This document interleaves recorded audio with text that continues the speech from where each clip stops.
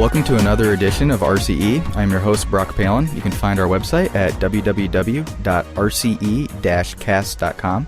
You can subscribe, find the RSS feed, and submit requests for other shows. I have with me my co-host, Jeff Squyres from Cisco and the OpenMPI project. Good morning, Brock. Morning, Jeff. And today we have with us two people who work with the HDF5 file. I'm not exactly sure what it does and what you'd call a file format or what, but I have with me Mike Falk. Hi. And Quincey. Hello. Quincey, I think Brock was being a little too polite there. He wasn't entirely sure how to pronounce your last name. Quincey, could you say that for us? Sure, Quincey Koziol. Okay. Thanks a lot, guys, for taking some time with us. So, quickly, where are you guys located? We're located in Champaign, Illinois. We're at the research park that's part of the University of Illinois. So, are you guys affiliated with NCSA down there also, or not? Not officially anymore. We still do work with them. We have a contract with them. We started out as a group at NCSA, and we were there for 18 years. And then we spun off as a nonprofit company whose mission is to sustain and support HDF technologies. Okay. Before we go further, though, can you guys give us a quick rundown on what is HDF? So HDF is actually several things. We talk about the HDF suite of technologies, and by that we mean file format, and then software library that allows one to access data in the format, and then various tools, some of which we've developed, and then those others. There are actually two HDFs. The original HDF was developed in 1987 and implemented at NCSA with a variety of really visualization tools. And it was always open source.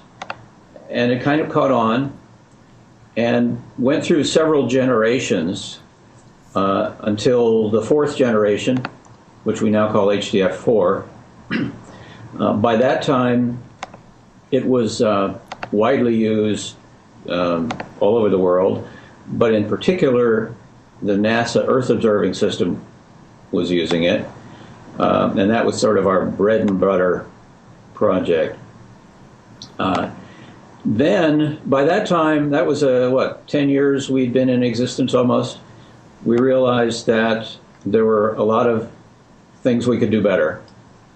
The Accelerated Strategic Computing Initiative project came along, which was out of the DOE weapons labs.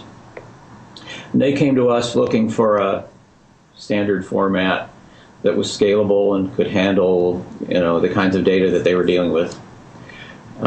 And we said, well, we're ready to start over.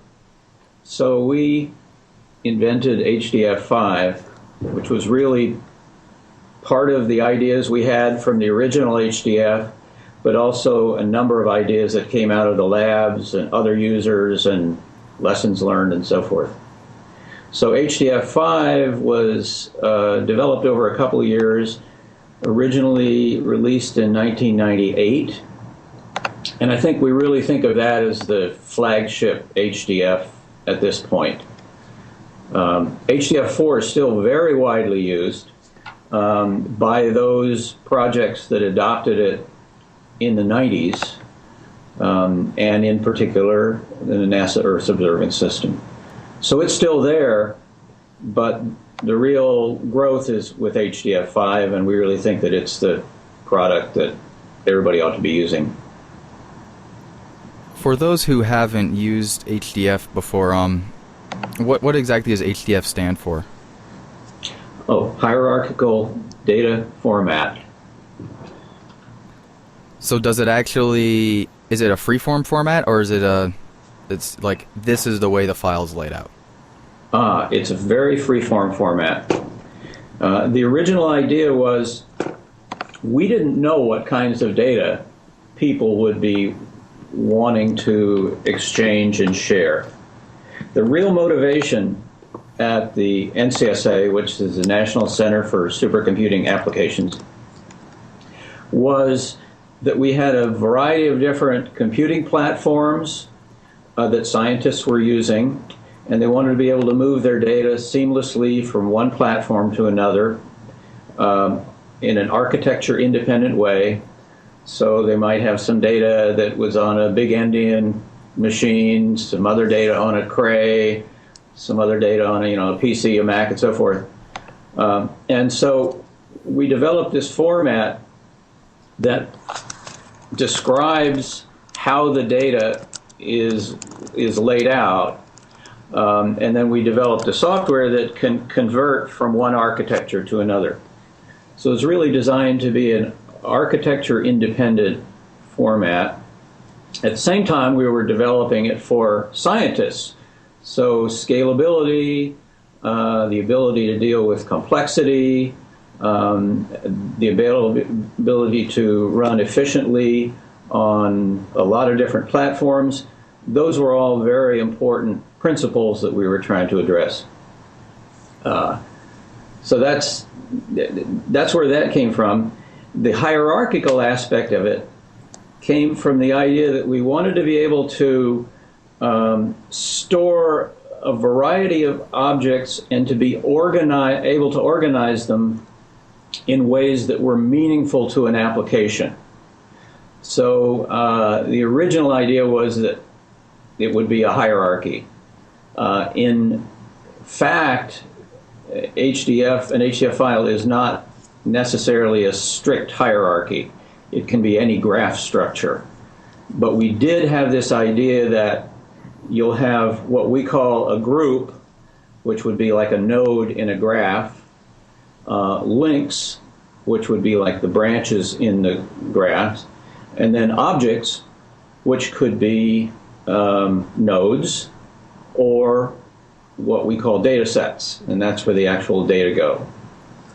So you can think of an HDF file as a container that has a user-defined internal structure for organizing objects. The data sets themselves support a rich variety of data types. A